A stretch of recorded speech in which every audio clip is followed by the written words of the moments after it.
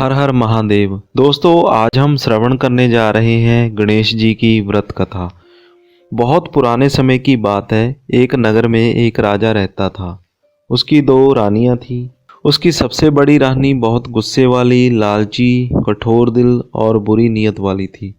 उसके दो पुत्र थे और राजा की छोटी रानी बिल्कुल इसके विपरीत स्वभाव की थी। वह बहुत ही नरम दिल, साफ नीयत वाली और सबका आदर सम्मान करने वाली थी, परंतु उसके कोई औलाद नहीं थी। छोटी रानी गणेश जी की पूजा किया करती थी और हर बुधवार उनका व्रत किया करती थी। बड़ी रानी किसी न किसी बहाने से राजा को अपने पास रोक लेती थी। वह राजा को छोटी रानी के पास जाने नहीं देती थी। एक बार की बात है, राजा अपने नगर से दूसरे नगर में जा रहे थे, तो उन्होंने बड़ी रानी से पूछा कि उसे कुछ सामान मंगवाना है। तो बड़ी रानी ने अपने और अपने बच्चों के लिए सोने के आभूषण, वस्त्र और बहुत सारी खाने पीने की चीज़ें लाने को बोला। उसके बाद राजा छोटी रानी के पास गए और उनसे पूछा कि आपको नगर से कुछ मंगवाना है तो बता दीजिए। छोटी रानी बस गजानन जी बोल रही थी। इससे राजा के मंत्री ने कहा कि महाराज, छोटी रानी अपने लिए कभी कुछ नहीं मांगती, क्यों ना नगर से आते वक्त उनके लिए गणेश जी की एक प्रतिमा ले आई। राजा को मंत्री का यह सुझाव अच्छा लगा। राजा ने मंत्री से कहा कि आप यह बात याद रखना, अगर मैं भूल भी जाऊं तो आप मुझे याद दिला देना। राजा नगर के लिए रवाना हो गया।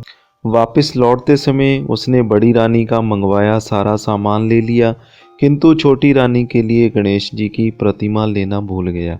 तब मंत्री ने राजा को याद दिलाया। तभी राजा ने रास्ते में देखा कि एक मूर्तिकार बैठा है, जिसके पास सभी प्रकार की मूर्तियां हैं।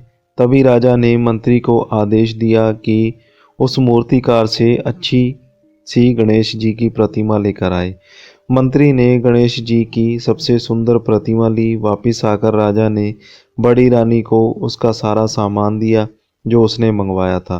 राजा ने छोटी रानी को गणेश जी की प्रतिमा दी। गणेश जी की प्रतिमा देखकर छोटी रानी बहुत खुश हुई और उसने गणेश जी की प्रतिमा को पूजा स्थान पर स्थापित कर दिया। प्रतिमा स्थापित होने के बाद राजा को बहुत शुभ समाचार मिलने लगे। मंत्री ने बताया कि कई वर्ष से पड़ोसी राजा से जो उनका युद्ध चल रहा था, वह युद्ध जीत चुके हैं। इसके बाद राजा के नगर में पानी की बहुत कमी थी। अचानक पानी के सभी स्रोत पानी से भर गए। पेड़ पौधे हरे भरे हो गए, उन पर फल फूल खिलने लगे। मंत्री ने बताया कि इस बार हमारी फसल बहुत अच्छी हुई है।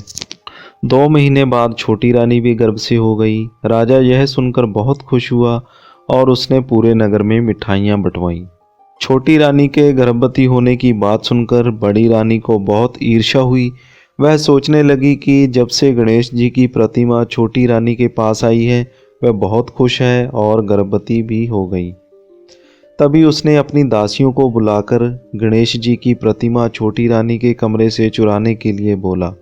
बड़ी रानी की दासियां गणेश जी की प्रतिमा छोटी रानी के कमरे से चुरा लाई और उसे कुएं में फेंक दिया। तभी रातों रात वहां एक पेड़ उगाया जिस पर केवल एक सोने का फूल लगा हुआ था। सुबह उठकर सबने वह फूल देखा और उसे पाना चाहा, लेकिन उस फूल को कोई प्राप्त ना कर सका। तभी मंत्री ने राजा से कहा कि छोटी रानी यहाँ पर नहीं है।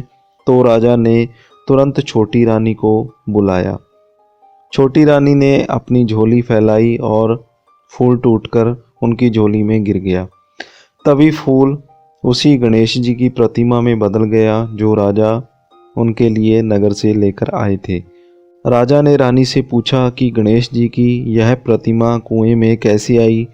तो छोटी रानी ने कहा कि उन्हें कुछ नहीं पता। तभी साक्षात गणेश जी प्रकट हुए और उन्होंने बोला कि जिसने भी ये कार्य किया है वह स्वयं बता दे, नहीं तो उसे दंड मिलेगा। बड़ी रानी बहुत शर्मसार थी, किंतु अपनी हरकत बता नहीं पा रही थी। तभी गणेश जी ने कुएं में से राजा और सभी को वही चित्र दिखाए जिसमें बड़ी रानी के कहने से उसकी दासियों ने गणेश जी की प्रतिमा को छोटी रानी के कमरे से चुराकर कुएं में फेंका था। यह देख राजा ने बड़ी रानी को दंड दिया और उसको और उसकी दासियों को नगर के बाहर एक किले में रहने का आदेश दिया। तभी गणेश जी अलोप हो गए। राजा ने अपने महल में गणेश जी का बहुत सुंदर मंदिर बनवाया। राजा के मन में छोटी रानी का सम्मान और बढ़ गया। 9 महीने बाद छोटी रानी ने एक सुंदर पुत्र को जन्म दिया। तो दोस्तों, अगर आपको आज की वीडियो अच्छी लगी हो तो प्लीज़ लाइक और शेयर ज़रूर कीजिएगा और ऐसी ही वीडियोस हर रोज़ देखने के लिए हमारे चैनल को सब्सक्राइब कर लीजिए और साथ में दिए गए बेल आइकन को दबाना ना भूलिएगा। दोस्तों, अगर आपका कोई भी सुझाव है या आपका कोई भी सवाल है तो कमेंट बॉक्स में कमेंट करके बताना ना भूलिएगा।